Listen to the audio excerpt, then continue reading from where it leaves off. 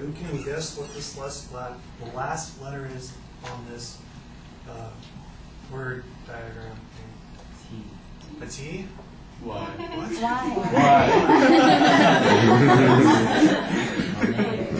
Today we're going to be talking about money, basically. There's a famous quote by Han Solo, and it's, "I'm only in this for the money." I totally agree with this quote by Han Solo because I feel I am really into my occupation for the money. And today I'll be covering the topics about my first occupation, which would be music, and then my girlfriend, Katie, and then my third one, which is my occupation. So the first one is going to be about music. When I was like 12, my mom was like, "Jane, you should play guitar." So I was like, "I don't really want to play guitar." And she's like, "Play guitar." So I was like, "All right." So I started playing guitar, and then like I taught myself how to play guitar for like maybe like 8 years or whatever, and then like I ended up being in a couple bands, like touring and stuff, and then I was like, "Do I really want to have a job being a musician?" And I was like, "Yeah." Then I was thinking, money-wise, like money. I probably won't be getting money because you have to like be living on the streets and stuff. Maybe it's really it's a big jeopardize just to be a musician because I think it's not really stable because there's just so much competition out there. You have to really devote your whole life to being a musician. So, so I just kind of messed around with my guitar. And then for my second point, I came across Katie DeMarcelo-Mayo. She's my girlfriend right now. I met her at Jamba Juice. She showed up like 20 minutes late, but I ended up being here there, and like we ended up, talking or whatever. And she made me want to change my life. She like made me want to just totally try and make things work out there. Like I wanted her to be my wife, and not yet, but hopefully in the future. So I was like, "You know what, Katie? I'm going to change my life for you." So my third topic for today is radiology.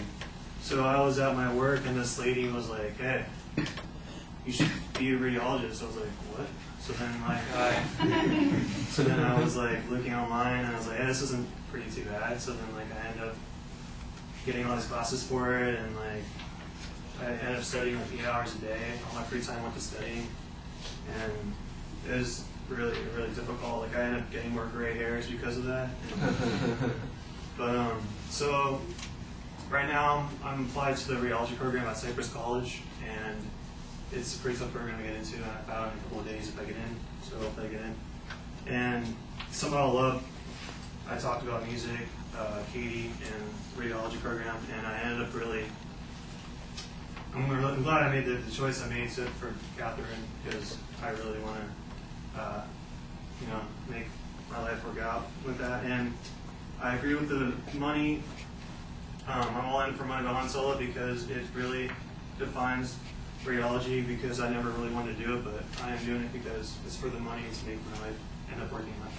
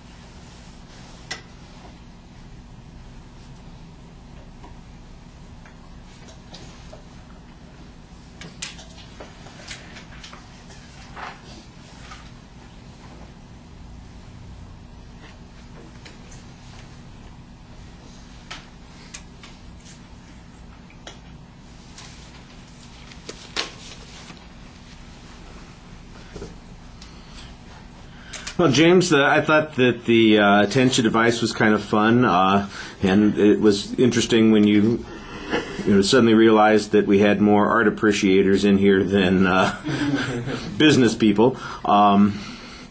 The transition to the topic and your thesis were fine. The thesis is pretty direct. Let's face it, the quote's pretty direct, so you're okay on that. I did kind of like the way at the end you came back to it and explained that it's really about how you've lived your life and how it's become more and more driven by the need for money. And I thought that helps give it a little bit more coherence at the end of the speech than you had even during the presentation itself.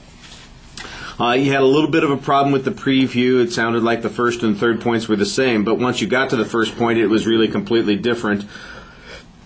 When you watch it back, I think you'll see what I'm talking about. The content issues, you had pretty good examples on most of the things. If I'm just listening to you, you're doing an okay job on coming up with examples and using your voice fairly effectively. It's pretty fluent. Now, here's the problem. I'm watching you give the speech, and all of your anxiety just kind of comes out in your body. You can't hold still. You're back and forth like this. Your gestures. Sometimes the gestures are a part of what you're talking about. Sometimes it's just nervousness where your hands are coming out. You've got your head kind of, aw shucks and gee whiz, kind of looking down, looking away, and you don't really engage the audience. You need to have a little bit more control over those things. So like I said, you've got a nice voice. You project it pretty well. It's pretty fluent. So if I'm just listening, you're doing fine. But you've got to now put that together with the visual delivery issues and have a little bit more control. Force yourself to say, okay, I'm going to stand in one spot for each point that I'm talking about. Force yourself to engage the audience. You look out at us occasionally, but you never really engage us. It really seems like you're looking up just to remind yourself that there are people there rather than I want to talk to and connect with the folks that I'm looking at. I don't know, maybe that's a musician thing. I'm always seeing musicians closing their eyes and they're internalizing all their music kind of stuff, and they're just thinking about the songs and they're not thinking about the audience. But an audience really wants to connect with you that way. All right, thank you.